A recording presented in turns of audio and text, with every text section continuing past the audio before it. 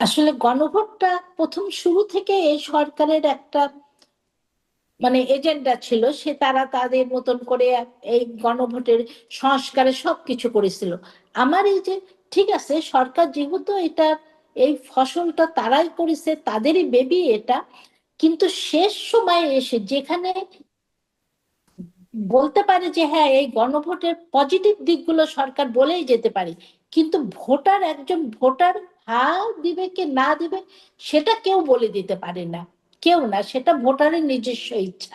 সেই জন্য ভালোটা বলে এসে যেহেতু এই সরকারের এই সংস্কারের কাজগুলো করেছে, আমার কাছে এটা মনে হচ্ছে যে তারা সমস্ত কিছু বলে এসে কিন্তু হাতে ভোট দিন এই কথাটা বলা আমার কাছে মনে হচ্ছে না এটা ঠিক দিকে যায়। কারণ কিন্তু এর আগেও তো সরকার একটা আমাদের গণভোটের নিরপেক্ষ। ইতিহাস আছে। জেসমিন টুলি, এর আগেও তো আমাদের গণভোটের ইতিহাস আছে। তখন দেখেন আপনাদের আপনি কি বলে, আপনি তখন কি আসলে হ্যাঁ পক্ষে প্রচারণা হয়েছে নাকি কি, তখনের প্রচারণাটা কেমন ছিল? আচ্ছা, যেটা ছিল সবসময় এর আগে ছিল 91-এর তো একটা সাংবিধানিক আদেশ দ্বারাই এই গণভোট করেছে, তার আগে 85 এবং 77। কিন্তু সমস্ত মেশিনারিজ দ্বারা এবার কিন্তু একটু দৃষ্টিভঙ্গি কিন্তু অন্যরকম। কারণ এবার কিন্তু শুধু যে গণভোট হচ্ছে না, সাথে এবার জাতীয় সংসদ হচ্ছে এবং সরকার সরাসরি ভোটারদের হা বাক্সে ভোট দিন, হা হুম। দিক দিন, এই কথাটা আসলে ভোটারদের বলা যায় কিনা। আমার প্রশ্ন ওই জায়গাটা, এটা তো নিতান্ত ভোটারের চয়েস।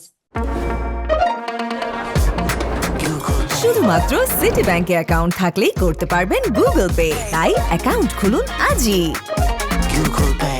আমি হা দিব কি না দিব সেটা আমার চয়েস, কিন্তু কেউ তো আমাকে ভোটারকে বলে দিতে পারে না। সে তার পক্ষে বলতে পারে যে হ্যাঁ আমি এই এই করছি, এটা করছি, যদি ভালো মনে হয় এটা এটা হলে ভালো হবে। আমি আমি এইভাবে জিনিসটাকে ব্যাখ্যা করি। কিন্তু সরকার যে গণভোটের প্রচারণাই করবে না এটাও আমি আবার তা মনে করি না। যেহেতু এই এই জিনিসটা এই ফসলটা তাদেরই, এটা তারাই করেছে এবং পলিটিক্যাল পার্টি কিন্তু এই দায়িত্বটা নেয়নি।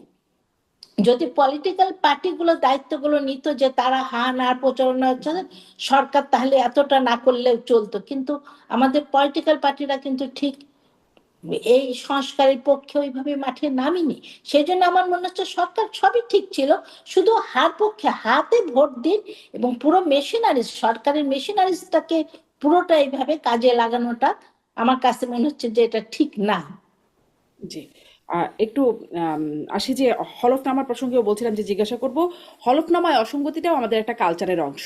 এবারেও সেটা দেখা যাচ্ছে, অসঙ্গতির বিষয়টা একটা প্রতিবেদন, বেশ কয়েকটা বিষয় আলোচনা হয়েছে। আলোচিত নেতা সার্জিস আলম তারটাও আসছে আলোচনায়, যে তিনি এই 25-26 বছরের আয়কর রিটার্ন যিনি জমা দিয়েছেন কর বর্ষে, সেটাতে তিনি রেখেছেন তার আয় 28,05,000, এটি ব্যবসায়ী হিসেবে তিনি এটি আয় করেছেন। কিন্তু হলফনামায় এই ব্যবসায়ী পরিচয়ে তিনি দেখাচ্ছেন যে 9 লাখ টাকা। এই যে গরমিল বা অসঙ্গতি, এরকম এটি আসলে নতুন বিষয় না। আমি বলছিলাম যে আগেও এরকম নানান অসঙ্গতি ছিল, কিন্তু এই যে হলফ করে মিথ্যা কথা বলানোর এই প্রচলনটা কেন, বুলিয়ে লাভটা কি হয়?